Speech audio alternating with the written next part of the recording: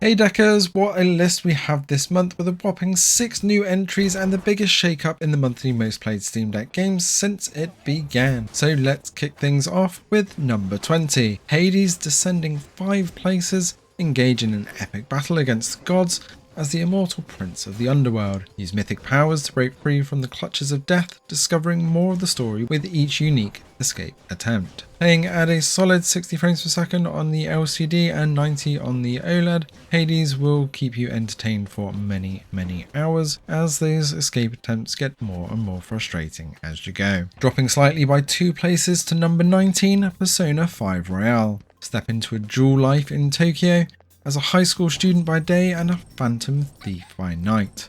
Confront distorted desires, navigating a path of mystery and rebellion. Playing an absolute solid 90 frames per second on the OLED, and although this doesn't have HDR, it certainly looks like it on the OLED screen, around 22 to 23 watts, so you're going to get a good 2 to 3 hours battery life on the LCD and 4 to 5 on the OLED. Slipping down a massive 10 places to the 18th spot is Hogwarts Legacy. Experience the magic of Hogwarts in the 1800s. Your character holds the key to an ancient secret, shaping the fate of the wizarding world through battles, alliances, and moral choices. With the introduction of FSR 3, this definitely runs better on the Steam Deck than it does before, but it's still a bit of an issue around Hogwarts, although you're going to have a great time when you're out and about, as long as the battles don't get too intense. A 5-spot descent for number 17 of the Elder Scrolls V Skyrim Special Edition. Dive into a realm of dragons and ancient lore. As the Dragonborn, explore a world of endless choices, crafting your story amidst legends and adventures in a land where freedom reigns supreme.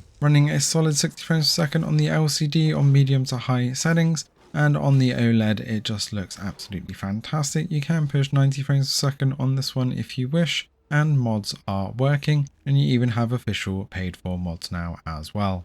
At 16, down 5 but gripping as ever, Red Dead Redemption 2. Join Arthur Morgan and his gang in a life of outlaw adventures. Evade lawmen, navigate internal divisions, and make choices that will define your journey across America's rugged heartland. Running at a good 40 to 50 frames per second for the most part on both the LCD and OLED. If you're running the 4GB of VRAM, you will hit a 30 frames per second bug on this, so make sure it's on the default 1GB. Otherwise, just deal with the dips around water. Number 15, The Binding of Isaac Rebirth. Down 2 places, embark on a journey with Isaac, discover bizarre treasures, battle mysterious creatures, and uncover secrets in a world where every playthrough offers a new, twisted narrative. This does seem to be capped at 60 frames per second, but it does mean that you are going to get up to 8 hours plus gameplay on the OLED, as it's only drawing around 7 watts. Staying strong at 14 is Diablo IV. Enter a world where angels and demons fight it out. Engage in epic battles, explore nightmarish dungeons, and collect legendary loot in an open world teeming with darkness and chaos. Running at between 40 and 60 frames per second depending on the environment and the size of the town you're in.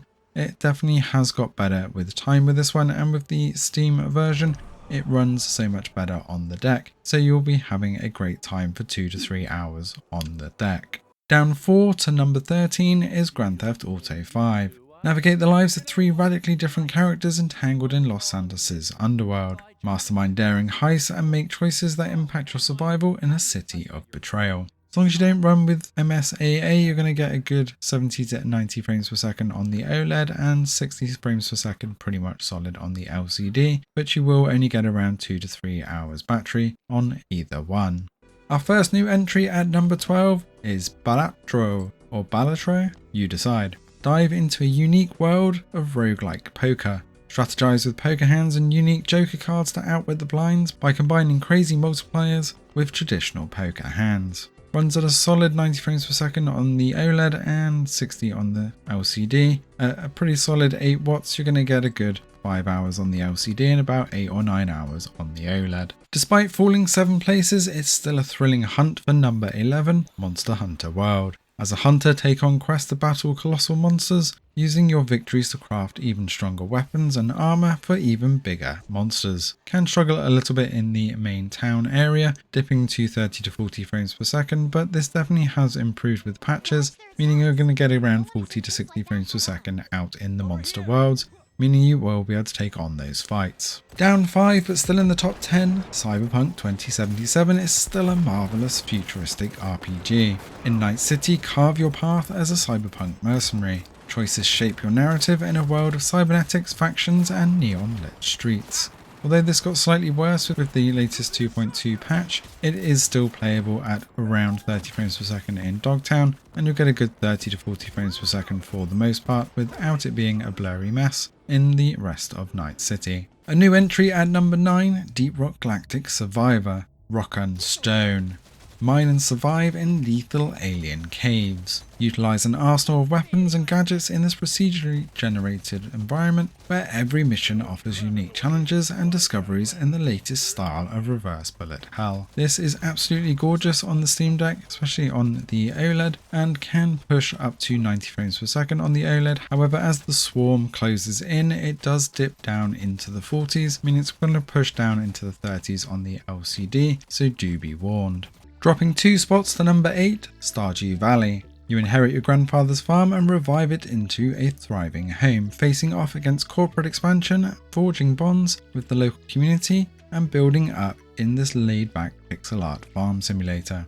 Runs at a solid 60 frames per second on the LCD or on the OLED, and drawing only around 8 to 9 watts, you're going to get a good 5 to 8 hours worth of gameplay depending on what deck you're playing on. Another fantastic new entry at number 7, Like a Dragon Infinite Wealth. Dive into a dramatic narrative featuring Ichiban Kasuga and Kazuma Kiryu. Engage in dynamic, fast-paced battles in a vibrant cityscape where every choice impacts your path. Running at a good 40 to 60 frames per second on the Steam Deck OLED and about 35 to 50 on the LCD. You are only going to get around 2 to 3 hours battery life on the OLED and about an hour and a half to 2 hours on the LCD on this one. But as long as you're near power, you're going to be playing this one for hours.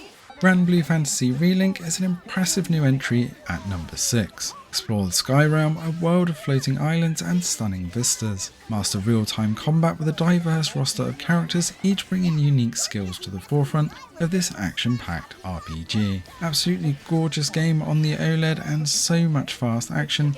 Can't believe that this is officially unsupported on the Steam Deck, but as you can see from our footage and our previous gameplay on the channel, it's more than playable. Getting around 30 to 50 frames per second depending on the battle sequences is definitely still worth diving in on deck. Fighting for Democracy at number 5, Helldivers 2 drops in as another new entry. Join the Helldivers, an elite force fighting for freedom across the galaxy. Face off against alien species and automatons in a fast-paced, ferocious third-person shooter where teamwork is the key to victory. Although it had a rough start on the Steam Deck, it definitely is playable now with 40 to 50 frames per second for the most part with our best settings. But when the automatons close in, you are going to be close to that 30 frames per second mark, and it may make things a bit more tricky on the deck. Falling out of the top 3 for the first time since release, Elden Ring is down 1 spot to number 4. Rise as the Tarnished in a vast world of mystery, explore open fields, intricate dungeons, and encounter colossal foes in a land brimming with dark fantasy epic adventures. Running at 30 to 40 frames per second on medium settings, even with lots of stuff going on and big monsters happening, with the occasional dip under 30 frames per second, it's still more than playable on the Steam Deck, and even with full multiplayer support. Our highest new entry at number 3 is Persona 3 Reload. Step into a world where time hides a secret hour. Unlock your powers, face the mysteries of the Dark Hour, and forge lasting relationships in a story rich with supernatural intrigue. Playing fantastically well at 60 frames per second, and we'll have a best settings guide for this coming soon. Now we've seen all the issues sorted with the latest protons. Make sure you turn reflections off, otherwise you're going to have an awful time on the deck. Dropping just 1 place to number 2 and ending its 6-month run at the top is Baldur's Gate 3. Navigate a tale of corruption and power, build trust within your party, and face celestial conflicts in a world where every choice can lead to transformation or turmoil and completely change the outcome of your game. Still running quite rough on Act 3 on the Steam Deck, although it is around 20 to 30 frames per second in a lot of the situations, it is actually still playable. But at number 1, up one place, is the amazing Palworld. In a world where survival is key, ally with enigmatic creatures called pals. Work with your pals to catch as many as you can to take on the tower bosses and build an efficient base with friends or alone and take out the syndicate. Running much better since its release. It's definitely decent now with 30 to 40 frames per second, even with some of the major biomes. And we do have our own dedicated server for this one. If you want to join other Steam Deck users, check out our Discord. That's it for this month. Let us know in the comments below what you've been playing the most on and off the Steam Deck, and be sure to check out our chart again next month, as well as our performance updates in between. Thanks for watching, and see you in the next one.